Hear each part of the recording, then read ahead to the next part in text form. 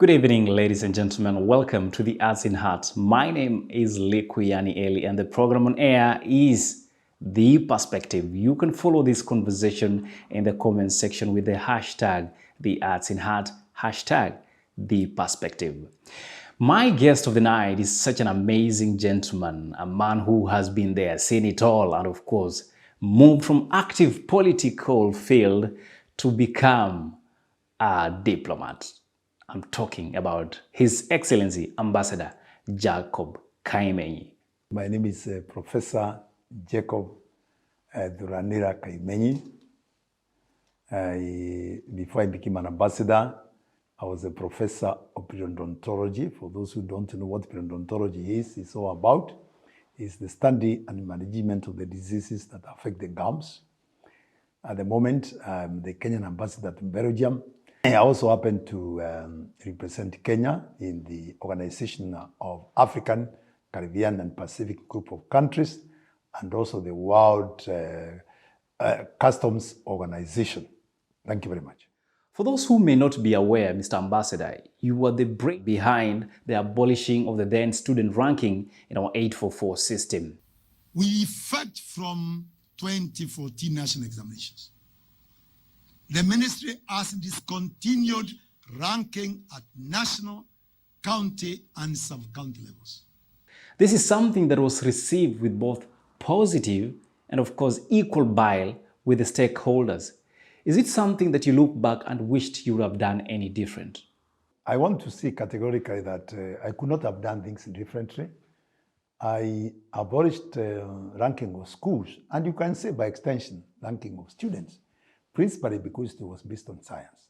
Being a scientist, I think this is the way people should go. And there are two key good reasons for this. One is to abolish promotion of rote learning. Don't want our children to be robotic. Learn just to pass the exams. That's extremely wrong. Apart from promoting rote learning, again, it tended to create competition among schools, particularly amongst the private schools and the public schools. In the private schools wanted to demonstrate all the time they are better than public schools. But let me tell you the negative aspect of ranking, especially amongst public schools. In any part of the world, whether in Kenya, in the European countries, you will find serious disparities in the quality of the learning environment of schools. You can imagine if you're in a remote place, like eastern Kenya, where people lead nomadic lives. They don't have schools, permanent schools there. They have to keep on moving. Therefore, now if you have to compare the learning of those students or those peoples with the people who are in Alliance High School, in Arab schools or in urban schools, good centers, tell me, that comparison really is like comparing oranges and mangoes. It does not make sense at all because some of them are endowed with resources. There are schools where there's no electricity at all. There's no electricity connection. And yet people are supposed to learn science, chemistry, physics, and all that. How can you compare those people really early with those people who don't have electricity?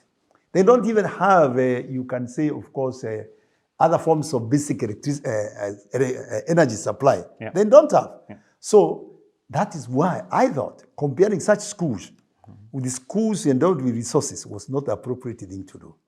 Right? Yeah. And as I said earlier on, this was something which was perceived very well by the parents, and they were very happy, including pupils and students. Wherever I went, the students were very happy to see me because of that decision. But you talked about the buyer. The people are not happy about this decision. Yeah. It is the private sector association, Kenya Private Schools Association. Why? Because it meant they did not have the opportunity to promote their schools by virtue of their good performance so that they can have a higher intake and make more money, make more chapa. That should not be the essence of education. Yep. The essence of education is to have quality education. Train our children in such a way that internationally they are competitive. So to me, yes, I am aware that this was withdrawn after that, but I was a very happy man. I do hope someday, because this is science. I'm a scientist of many, many years of experience. We must base our decisions on science, on that which is proven. As the head of the mission here in Brussels, and of course having experience in the education sector in our country, would you say our education system currently as being adopted, the CBC, is actually addressing the issues that students need to address during their education time, and of course comparing them to the international market, such as Belgium? Wonderful. No, that's a very good question, Eli. Many Kenyans might not know. I am the one who started the review of Kenyan curriculum when I was the Minister for Education. And here we are talking about CBC. Because when I went to the Minister of Education, I realized for many years we are not reviewed or revised our curriculum. So I wrote a cabinet paper or memo, which was submitted to cabinet for us to actually review our curriculum along the lines of competency-based approach. Because the thinking then, and even now, of course, as you know, is that we must have students or pupils who have been to school and trained, first of all, how to think. Secondly, to be more practical than academic or theoretical. That is the whole essence of CBC. So that at whatever level you have exit, you have specific competencies and skills. So as far as I'm concerned, I'm part and parcel of those people who are propagated or promoted the idea of CBC. Is it what it is? Of course, yes, it is. Because you find globally, there is that tendency for most countries, including Belgium, which you have talked about, to have an education system which promotes practical skills so that when you leave school at whatever level, you can be beneficial to yourself.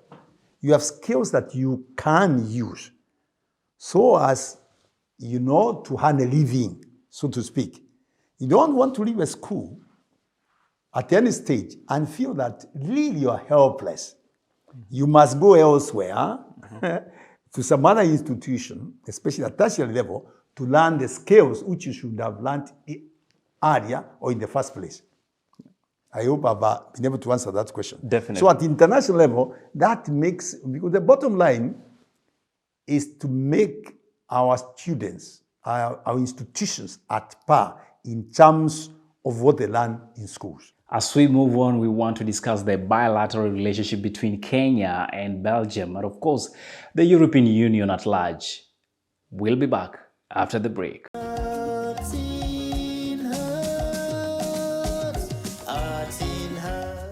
So the diaspora citizens of Kenya can only vote for the president. The next time, if the law changes, we may be facilitated to vote for other members of our legislature and so on.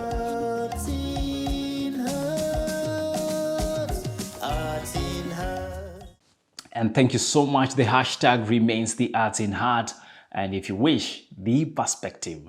Moving on to bilateral discussions, Mr. Ambassador, how would you term the relationship between Kenya and Belgium? The relationship between Kenya and Belgium is very good. One would want to find out whether there is evidence to that effect. And the answer is yes. You remember the president has visited this country several times. I remember last year he was here sometimes around July.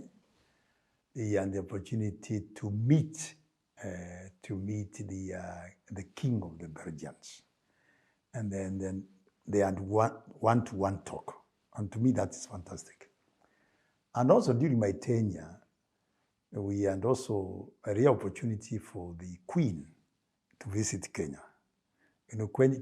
She is involved in a lot of charitable work, especially as it relates to education. And we organized that visit to Kenya. It is something that to me is very important. And not only that, you know, when the time I've been around, sometimes last year Kenya and Britain were tasked to promote education, were to raise money for education, global education, so to speak. And when we approached the minister of Belgium in charge of international development, I'm very proud to say that indeed, because of that, they committed themselves to contribute to that global education fund, which was a target of about 700, I think it was 700 million US dollars. And they made their contribution. I may not remember the specific figure, but I'm happy that that happened. And to me, it is something very important.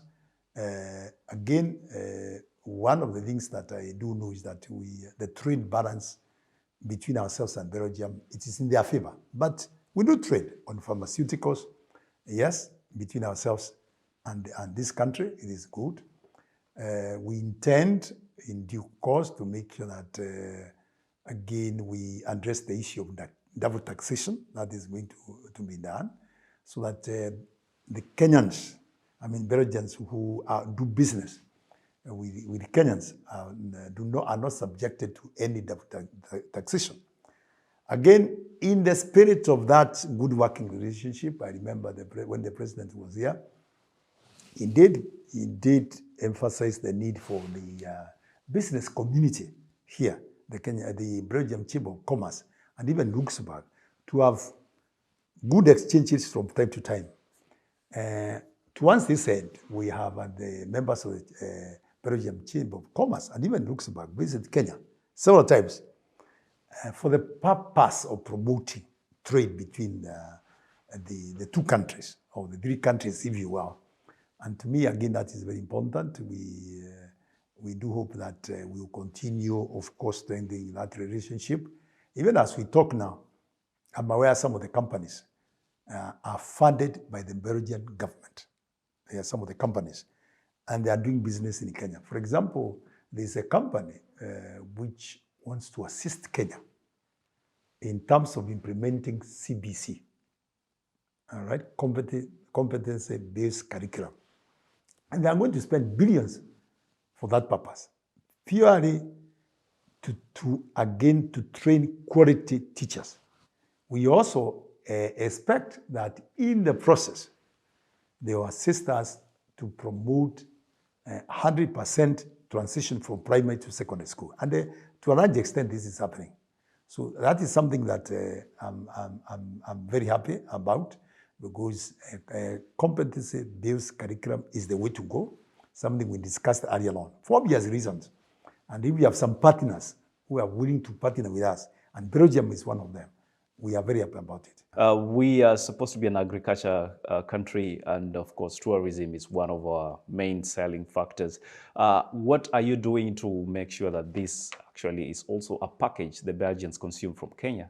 Yeah, again, as I said, you remember when the president came here last year, we had a breakfast meeting with members of the Belgium Chamber of Commerce and even Luxembourg. We had them here. And part of that is to promote precisely what you are saying. The need for these people. I've been to Luxembourg personally, and I met members of the Chamber of Commerce to promote exactly what you are saying, to promote Kenya as a preferred destination. The environment for us to do business, or for people to do business in Kenya is fantastic. And the place to be is in Kenya. And I've told them consistently. In fact, if you look at the latest rankings, in terms of ease of doing business, in terms of the preferred destination, Kenya is on top of the entire African pack, if you will. We beat South Africa the other day, yeah, in this matter. So that people, the preferred destination now is a place like Mombasa, places like Nairobi, which is good. So even as I talk, my duty is to encourage as many people as possible to visit Kenya, because that is a place to be, to see what makes Kenya tick. In fact, one area, the other area we want to see whether we can promote a lot is the issue of, again, sports medicine. Because, you know, Kenya is renowned for its sportsmanship, for its sportswomanship, if there is something like that. So that people can come and learn from us that which makes us who we are. And because some countries, especially in places like Belgium and others, they may have even a better technical training than we have, then we must be able to cooperate with them so that either country can benefit from the other. His Excellency President Uhuru Kenyatta is scheduled to arrive here in Belgium for official visit from the 17th of February 2022. What is his mission, and does he intend to meet the Kenyan diaspora? Eli, let me start by saying this. Remember, this is going to be the 6th Africa Union / European Union Summit. It is an alliance. It's going to be a partnership where the Europeans, where the African ends of state and government will meet. Therefore, like any other president, surely, you know, our president also is willing, is keen to come here to share ideas on how to strengthen that partnership between the European Union and African Union for the benefit of their own citizens. This is an opportunity for the African Union and the European Union, since they met way back in Belgium in 1987, to enhance that relationship, make it even better. Therefore, the president is keen to come for that reason. That's number one. Again, in this particular summit, there will be 7 round tables where some presidents will co-chair and chair those sessions. There are not very many. There are about 7 round tables, as I mentioned. One of them will be on financing. And any head of state would wish to know how to finance, or how to get finances to finance their socio-economic development. That's number one. Again, part of those round tables, we will be talking about peace, security, and governance. You are aware, Haley, that Kenya assumed the chairmanship of security in AU just the other day for about, is it a month or something like that. We happen to be also the current, we are also members of the UN Security Council up to 2022, which is this year. And recently, actually, we were the chair for a very short time, of course. So we believe, and we more or less like you, if you will, representing Africa. Of course, and other than global interests, because we are there to focus on security globally. And then the president, remember, is also the president of East African Community. Yeah? And for that reason, to us, it is important for them to come and even get an opportunity to contribute to the discourse on matters peace, security, and governance. It is very important, especially we are members of the Horn of Africa, IGAD. We are part of that, again, that team. That's very important. Even it is even going to be a meeting of IGAD here, where Kenya is going to be represented by the Minister of Treasury and Planning. Yatani. So you can see why it is important. The other thing which is very critical, apart from that, of course, issues about financing, issues about governance, the issue of infrastructure is very key, right? The issue of infrastructure. And I'm very proud to see that Kenya, we have done extremely well in terms of improving our infrastructure. But again, you want to come here, listen to other colleagues, make your own contribution, and listen, so that you can borrow some good ideas, finally, so that they don't talk too much about these round tables. The other part which is very critical is the issue of health, particularly vaccines. The distribution of vaccines in the continent has not been up to the mark. Our wish is that we should be talking about 60% of our populations being vaccinated. But we are far from that. So it is important that we sit down with EU, who are very great partners of the African countries, to see how we can move the needle, this process further, so that as much as possible our people are vaccinated, number one. And also enhance the opportunities to manufacture vaccines in Africa. Even though it is happening in South Africa, on our part, for example, we want as a country to start manufacturing vaccines for obvious reasons, yes? To be able, of course, to employ the more youth. Number two, of course, meet our national needs. Mm-hmm. Number three, make sure that, yes, we are able to distribute more vaccines to our neighboring countries and beyond. I think that's the bottom line. So in short, the president will want to participate in that. Remember also, when the president is here, there will be opportunities to participate in the some round tables. I'm not in round tables, but in bilaterals. Kenya has been requested by 11 states or countries to have an opportunity to have a bilaterals with our president. So we are going to try our best and make sure that there are bilateral meetings between our president and those countries. Is that important? Of course it is, because that is where, again, we discuss relationships, how to enhance our relationships with those countries, and so that, again, for the benefit of our brothers and sisters in the respective countries which are involved. The other thing is this, as I said earlier, when the president was here last year, they had a wonderful meeting with the president of the European Council.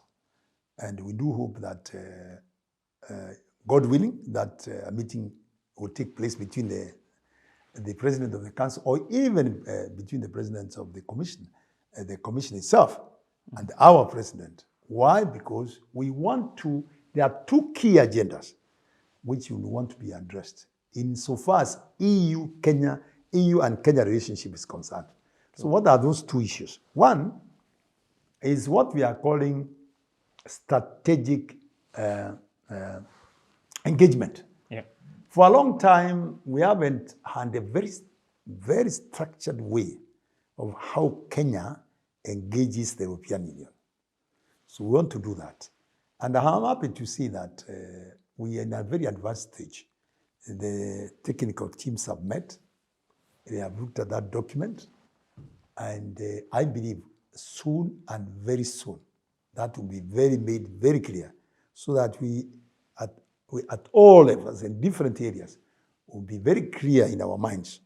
This is the way to go. This is the way to engage. Whether it is ICT, whether it's agriculture, whether it's infrastructure, it will be very clear.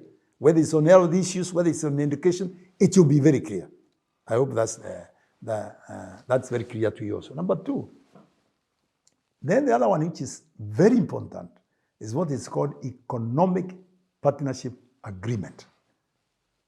Our great desire, the greatest desire of our president now, even before he exits, is for us to sign EPAs, Economic Partnership Agreement, between Kenya and the EU member countries, 27 as you know. This is not easy because, of course, when we signed the last EPAs, some of the members, the EU members, were not part of EU. Yeah. And they hadn't signed that agreement. But we want to sign it through what is called variable geometry. What does that mean? Ideally, all the East African countries should also have been brought on board and signed the same. But we agreed recently, when our countries met, that those who are ready, those who are prepared, they must move ahead. Now, no country should hold the other back. And I'm happy that Kenya is moving towards that direction. Again, that arrangement is in the very advanced stage. There's the European countries are very positive on this matter. Soon again, I do hope that we should be able to sign that agreement. So the president is very keen to meet the leaders of the European Union, to make sure that, yes, This particular agreement is signed yesterday, finally. You wanted to know whether the president is going to meet members of the diaspora. It is a big challenge. It's a big challenge because remember the event is for 2 days, Yeah. 17th and 18th. 18th. So the president, because of exigency of his duties, he will be here for a very short time. Therefore, we have a challenge of time. And we are trying to do our best to see whether that is possible. But if it's not possible, I want to appeal to the viewers to understand that it's not the case that the president doesn't want to talk to his citizens who are here, who are in Belgium or Luxembourg. No, it's principally because of constraints of time. As they say, time is money. Yeah? Thank you. Well, I hope that money is going to make sense in our next discussion, because we want to discuss about travel documents. And let's shift gears as we tackle the very vital document you all want to hear about, the e-passports. We'll be back after the break. Where they come in and manipulate you, gaslight you, tell you things, and you're like, wow, am I really this? And you actually start believing them.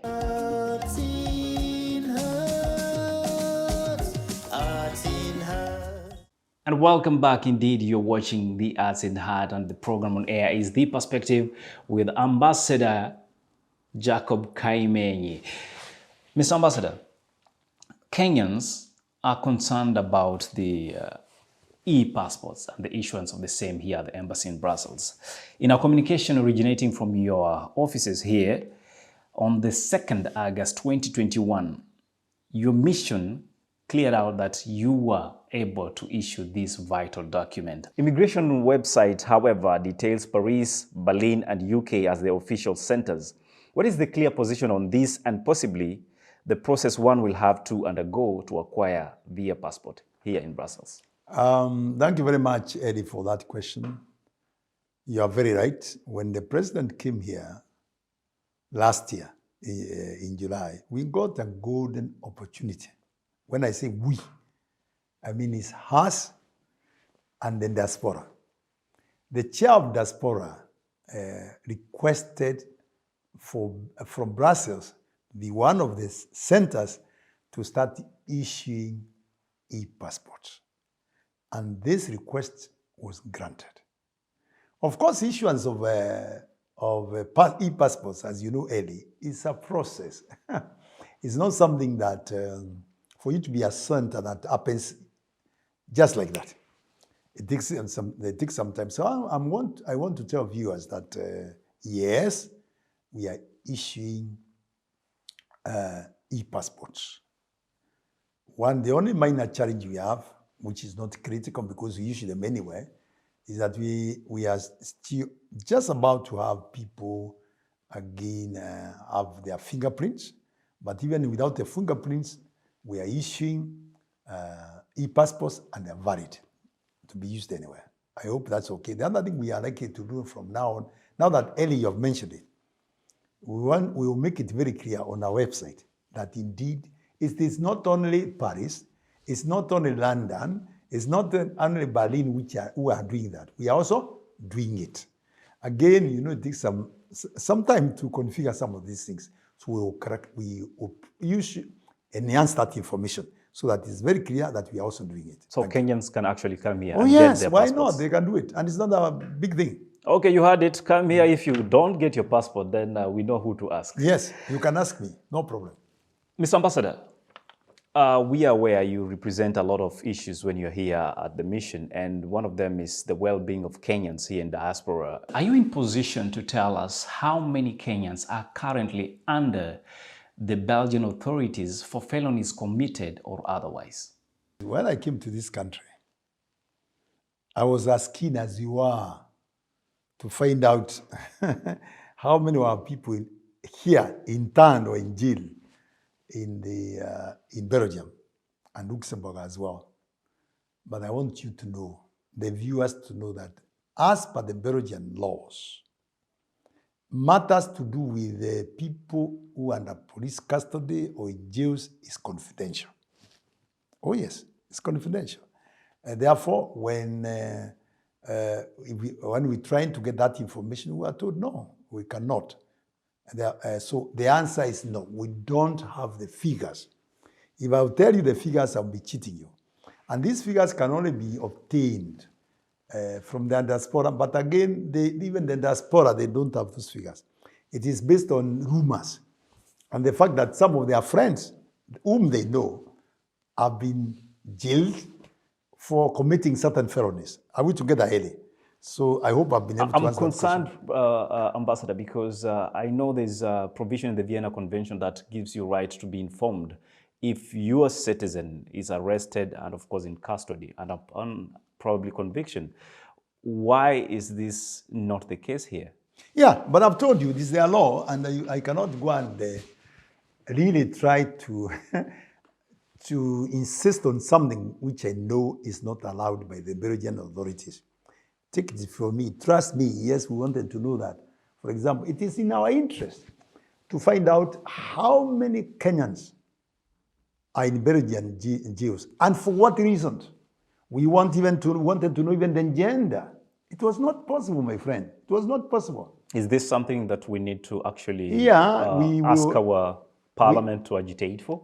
Well, that's a good idea. We'll see whether we explore the possibility of that matter being addressed, subject to, of course, the willingness of the Belgian government to say, yes, do it. Because, as you know, people globally have become very litigant.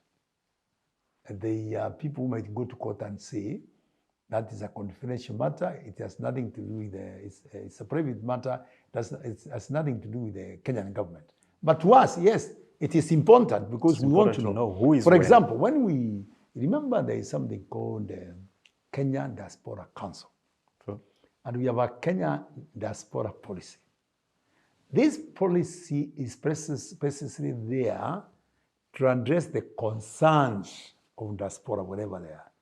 Chief among those concerns is the welfare of our diaspora. We want, when they are jailed, remember, if there's a crisis here of any nature, it is in our interest to make sure that our members, our nationals are safe. That is true. Yeah, they are safe, and their interests are also secure. So what you have proposed makes a lot of sense. We'll look into it. Indeed, Mr. Ambassador, this is a matter of concern that I hope we can sooner than later get to be told as to why this information is being withheld as we agitate for this with our Member of Parliament. Leadership and integrity is a matter of concern to many. Kenya is headed into election come August 9th, 2022. And one of our concerns as Art in Heart is to spearhead leadership, integrity, patriotism, and of course, elections. In this aspect, Mr. Ambassador, would you say that the current leadership in Kenya is offering that? Why not? We are ready for it. Remember, since the promulgation of our Constitution in 2010, we have enacted a lot of laws which address integrity-related issues, chief among them, anti-corruption laws. So the laws are there, and the institutions are there. To me, what matters is the implementation of those laws. So Kenya does not suffer from a diehard of laws, of rules, and regulations that pertain to ensuring that Kenyans are sensitive to integrity. They are there. What matters is implementation. It's one thing, Eli, to have good laws, to have one good constitution, and another to implement the said constitution. And therefore, for me, what we need to do is to move ahead further and make sure that we implement those laws so that none of us can claim to be exempt. No one has a place to hide. So that actually, if you steal, there are no two ways about it, irrespective of who you are, because none of us is above the law. You'll go to jail. And I'm happy that in recent times we have seen that in terms of the government initiatives. You're aware some people have been jailed for 15 years because of corruption. And some people have been fined to pay millions of shillings. That's how it should be. For example, one of the things that we should be able to be seen to do is if you are enjoying fruits of your corruption, whatever you have built, whatever you have acquired, that those resources or the property that you have, it must be returned to the state. Then people know it is very serious. That's number one. The other thing is that these institutions, which we have established post 2010, as I said, they're all geared towards promoting integrity. Yeah, and it is important that, again, we put men and women to be on top of those institutions, men and women of courage. Men and women of courage will be able to do that. The other thing is that in terms of, if you look at what we are promoting, for example, even our own constitution, we talk about national values. Chief among the values, those values, because we have the values in the constitution, early. One of them is to be men and women of integrity. We must be seen to do that, to comply with the letter and the spirit of the constitution.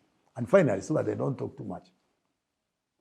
In terms of preparedness, and what I would wish to appeal to our leaders is, even as we do this, you talked about patriotism, isn't it? You mentioned something like that. Yes.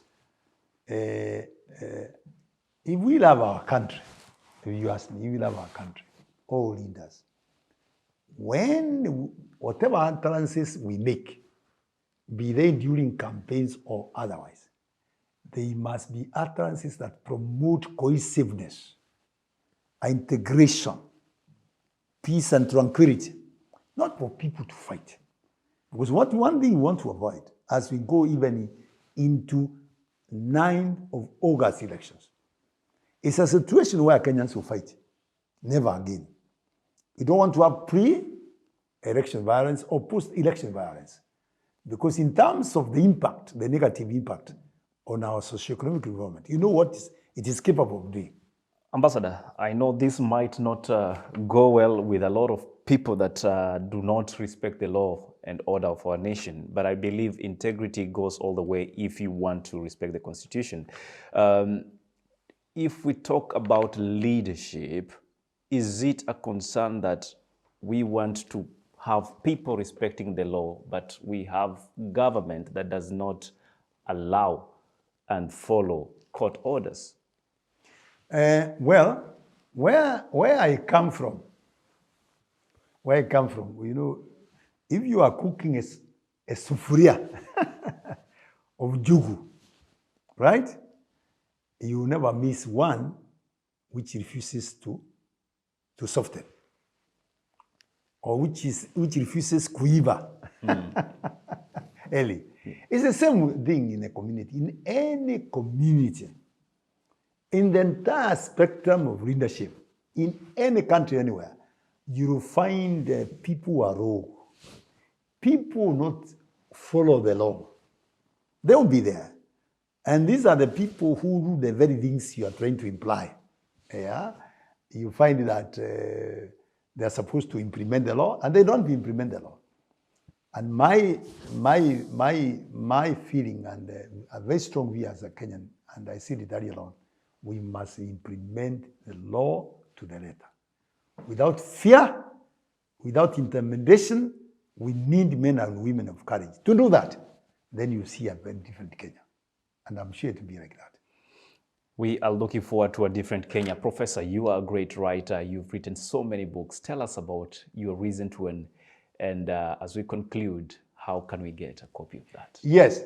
Before I do that, apart from my recent book, just because you talked about corruption, I wrote a book on betrayal of public trust, which was launched sometimes earlier. But I think that was around 2020, at the beginning also. Betrayal of public trust. And the other one was Don't Hesitate. I wrote a book on betrayal of trust because of my experience. My experience in the public service. All of us subscribe to some oath, to some allegiance. Even when before I came here, as an ambassador, I swore, yes, to be a man of integrity. And I want to remain like that. Those of us who try to do that, yeah, they have a challenge. In the sense that, yes, some people may see them differently. You have heard some people say, we have seen others like him who want to be men of integrity. But I want to tell such people never to give up. This world early is transformed by a few such people who are courageous, who are willing to take the bull by the horn and do that which is right. Those people who swear by the Bible and make sure that that which they swore, they uphold it. Not to preach wine and drink water. One time you are looking at Kenyans on the face and you are telling them, I'll do this. The following day, the following night, you don't do it. Where is honesty? Where is consistency? Those are the leaders that you want, and this is what you ask yourself. What type of leaders do you want? Then if I, as I head, I want to advise leaders. Wherever they are, if you are looking at me this evening or today, wherever you are, please, be a man of integrity. Preach that which you practice every day. We want to see it by example. Early, when we say example is contagious, indeed it is contagious. Whether bad or good, it is contagious. So you set a good example, it will rub on others. That is how it should be. The other thing I want to say is this. We should be able to have leaders who are transformative and those who are proven that in their previous years in administration, there are men and women you can count on. Men and women you can count on, for sure. When they say brew is brew, it is brew. It is not red. I hope you understand what I'm trying to say. And finally, again, we must have a situation where there is tolerance, especially as we go into elections. There should be no zoning at all of Kenya. Kaimenyi cannot come to the coast. He cannot go to the western because it doesn't belong there. Kenya belongs to all of us. We must be given an opportunity to sell our ideas. How do you pick a candidate if you are not given a chance to listen to that candidate? Sell the ideas. You only told, like some people say, so and so has spoken. Therefore, there is no need even to ask questions. We will follow them. Like sheep led to a slaughter. It should never be the case. Right? So mine is to wish all Kenyans, all leaders, as we go into our elections, that there will be peace, there will be tranquility, elections will be free, they will be fair, they will be verifiable. And above all else, people must accept defeat. Hakuna mshindani asiyekubali kushindwa. If you lose, be a gentleman, be a gentle lady. Don't keep on shedding crocodile tears. And keep on saying, hey, I won. If there is no evidence, shut up. And we boom on for the country. Professor, you are a great scholar and you have been there, saying it all. Would I say in your book, Bounce Back, you've used those words, but what were you trying to communicate in those words, bounce back? Yeah, I'll tell you what the actual title of the book is Move On. Move On. It's Great. Move On. It's not the bounce back. Okay, we take that. It is Move On. Move on. Early, life is a journey. Life is a journey. Whether in the academia, whether in the military, wherever, it is a journey. And each one of us, irrespective of who you are, in any part of the world, you find along this journey, there are people who shock you. There are people who surprise you. You face all manner of interruptions on the way. And these interruptions can make your life journey very difficult. Yet you have certain dreams. You have targets that you want to reach. As you do this, there are so many stakeholders on the way. Yes? Including your own friends, including your own spouse, who will make it very difficult, who will be very disruptive, almost to the point of preventing you from arriving in your desired destination, in arriving in your Canaan, so to speak. Yeah? So on the way, as I said, on the way, those disruptions should not prevent you from focusing on the ball. Let us take, for example, that you're a politician. There have been instances where people have vied to become presidents, as you know, for 5 times. Means for 25 years. Even longer than that. And they have gone on to become presidents. I remember there's one individual from Western Kenya, if I'm not wrong. He vied to become a member of parliament for many years. About 25 to 30 years. When he was finally elected, he became a minister. So it is doable. And I hope we are together. Yeah. And at this juncture, I'm also reminded of a former minister of Kenya, the late Pungei. He used to say, sleeping is not falling. In life, you sleep, but for heaven's sake, don't fall. So that you are there on the ground. No. You must learn to wake up and move on. And if you do that, you succeed. And sometimes one wonders what they should do when they sleep. And we forget there are many people who have trodden similar paths. They have been subjected to similar situations. And they have gone on to succeed. It is these people that we must from time to time link up with. Borrow from their wisdom of experience, from their experience or wisdom of experience. And I can tell you, Ellie, you will go places. Because these people tell you, don't move through here. Don't do this. Because they've been there. They've been in the trenches. And they've succeeded. And finally, if you believe in the Creator, when these things happen, when these things happen, please seek divine intervention. It will help you to reach where you want to reach. That is why I wrote this book.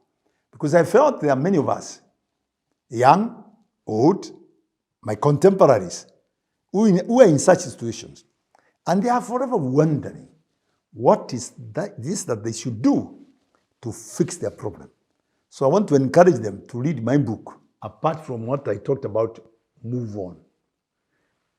The Unending Surprises in Marriage is a very important book which I would want to encourage, especially those who are about to get married. Please buy the book. Why? Because marriage is like a Russian roulette. A lot of things happen in marriage. Why? Because the stakeholders in marriage are many, including your own wife, including your own husband, including your own children, including your own grandchildren and great-grandchildren, and your parents.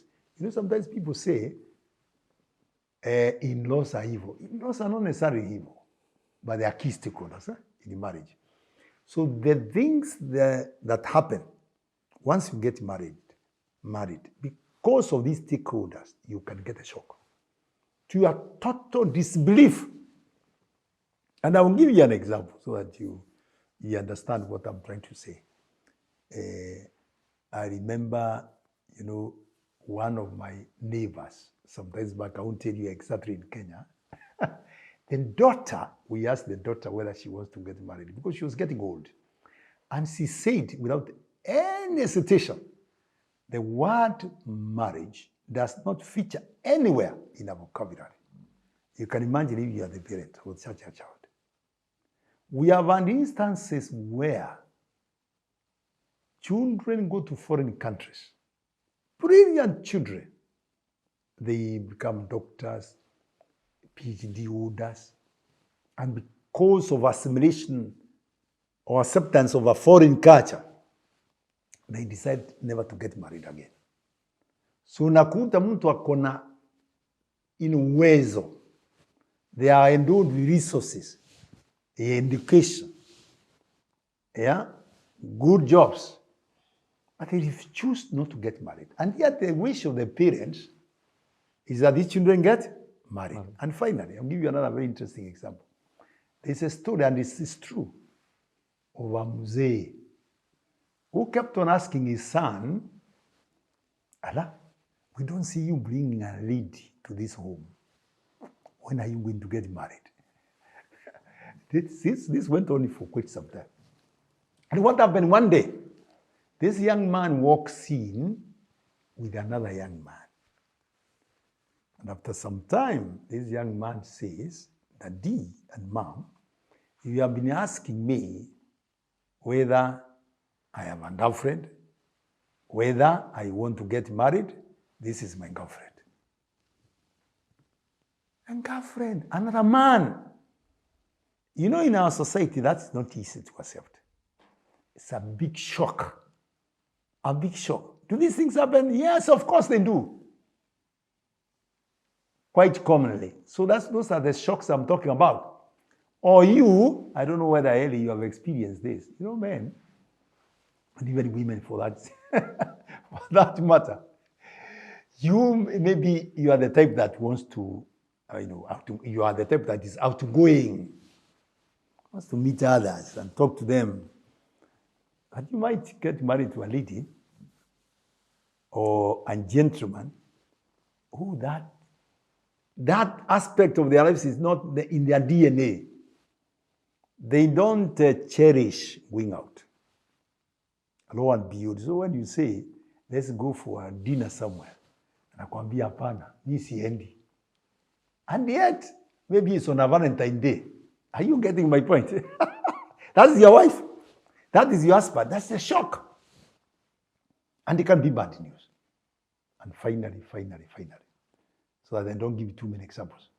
The reality of growing old is there for all of us. And as you grow old, a lot of things can happen on the way, which are beyond your control.